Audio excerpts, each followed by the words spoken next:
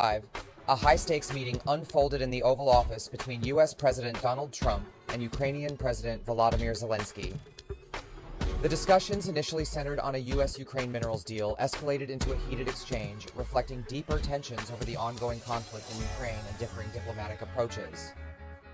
On February 28th, President Zelensky arrived in Washington with hopes of securing a minerals agreement that would bolster Ukraine's economy and defense capabilities.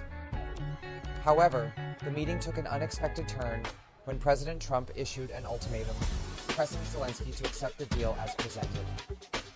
Negotiation experts criticized Trump's approach, suggesting it lacked strategic depth and was driven more by ego than effective diplomacy.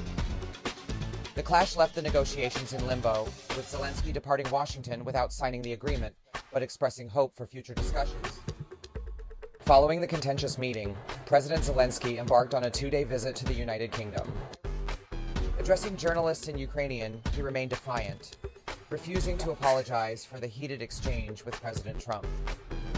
Zelensky emphasized that public disagreements could be exploited by adversaries and that the spat did not contribute positively to achieving peace in Ukraine. He underscored that Ukraine's freedom is not for sale and reiterated his willingness to step down if it would facilitate Ukraine's NATO membership. In Odessa, Ukraine, residents grappled with increased airstrikes amid intensifying U.S.-Russia negotiations from which Kyiv was excluded.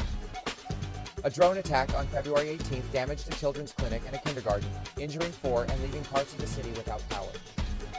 Anger towards President Trump grew due to his perceived leniency towards Russia and the termination of U.S. aid to Ukraine.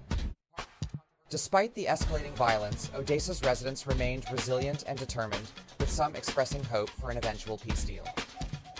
The international community offered varied reactions to the Trump-Zelensky confrontation. Some observers criticized President Trump's approach as bullying, suggesting that Europe should step in to support Ukraine, potentially in exchange for shares in its rare earth minerals. This strategy could benefit Europe economically and technologically while reducing U.S. coercive power. Others highlighted the excessive media coverage of Trump and called for revoking his second state visit following his coercive treatment of Zelensky. The fallout from the Oval Office clash has left U.S.-Ukraine relations at a crossroads. While President Zelensky remains hopeful about salvaging the relationship and securing a minerals deal, the path forward is fraught with challenges.